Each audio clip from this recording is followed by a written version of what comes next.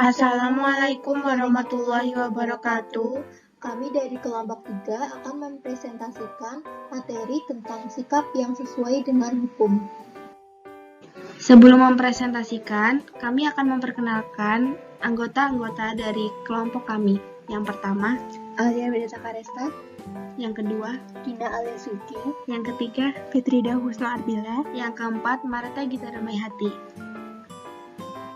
Menurut Surjono Sukanto, kesadaran hukum sebenarnya merupakan kesadaran atau nilai-nilai yang terdapat di dalam diri manusia tentang hukum yang ada atau tentang hukum yang diharapkan. Yang pertama, perilaku yang sesuai dengan hukum. Kepatuhan hukum mengartikan seseorang memiliki kesadaran 1.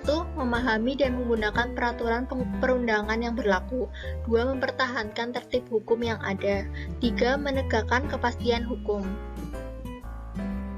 Ciri-ciri orang yang berperilaku sesuai hukum. Yang pertama, disenangi oleh masyarakat pada umumnya. Yang kedua, mencerminkan sikap sadar hukum. Yang ketiga, mencerminkan kepatuhan terhadap hukum. Yang keempat, menciptakan keselarasan. Yang kelima, tidak menimbulkan kerugian bagi diri sendiri maupun orang lain. Yang keenam, tidak menyinggung perasaan orang lain. Contoh perilaku sesuai hukum. Di dalam lingkungan masyarakat, kita harus menghormati tetangga di sekitar tempat tinggal. Yang kedua, mengikuti kerja bakti dan gotong royong. Yang ketiga, bertutur kata yang sopan, halus, dan tidak menghina dengan masyarakat sekitar. Di dalam lingkungan keluarga, kita harus menghargai dan menghormati orang tua. Yang kedua, mendengarkan setiap nasihat positif.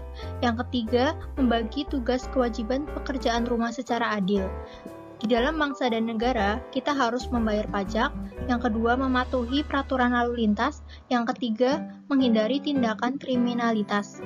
Di dalam lingkungan sekolah, kita harus menaati peraturan sekolah. Yang kedua, tidak mencontek saat ujian. Yang ketiga, menghormati dan menghargai seluruh warga sekolah. Yang kedua, perilaku yang bertentangan dengan hukum beserta sanksinya. Apa penyebab ketidakpatuhan terhadap hukum? Yang pertama, pelanggaran hukum oleh si pelanggar sudah dianggap sebagai kebiasaan bahkan kebutuhan. Yang kedua, hukum yang berlaku sudah tidak sesuai lagi dengan tuntutan kehidupan. Contoh perilaku melawan hukum. Dalam lingkungan masyarakat, yang pertama, tidak mengikuti kerja bakti tanpa alasan jelas. Yang kedua, melakukan perjudian. Yang ketiga, membuang sampah sembarangan di sekitar rumah. Dalam lingkungan keluarga, yang pertama, mengabaikan perintah orang tua. Yang kedua, menonton TV hingga larut malam. Yang ketiga, mengganggu kakak atau adik yang sedang belajar. Dalam lingkungan bangsa dan negara, yang pertama, tidak mematuhi rambu-rambu lalu lintas. Yang kedua, melakukan aksi teror terhadap alat-alat kelengkapan negara. Yang ketiga, merusak fasilitas negara dengan sengaja. Yang dalam lingkungan sekolah, yang pertama, mencontek ketika ulangan. Yang kedua, datang ke sekolah terlambat. Yang ketiga, tidak memperhatikan penjelasan guru.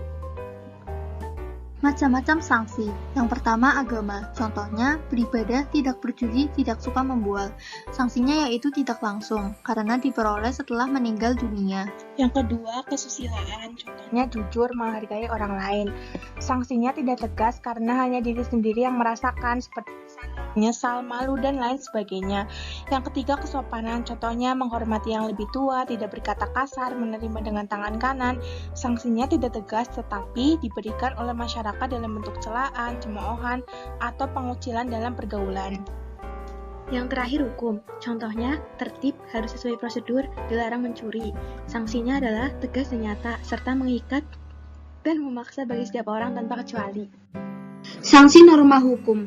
Sanksi norma hukum adalah tegas dan nyata. Hal tersebut mengandung pengertian yaitu, yang pertama tegas. Berarti adanya aturan yang telah dibuat secara material. Dalam pasal 10 KUHP ditegaskan bahwa sanksi pidana berbentuk hukuman yang mencangkup hukuman pokok yang terdiri dari hukuman mati, hukuman penjara seumur hidup dan sementara. Yang kedua, hukuman tambahan yang terdiri dari pencabutan hak-hak tertentu, penyitaan barang-barang tertentu, dan pengumuman keputusan hakim.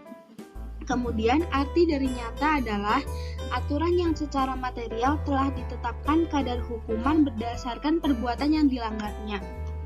Kemudian, arti dari psikologis adalah dirasakan dalam batin diri sendiri.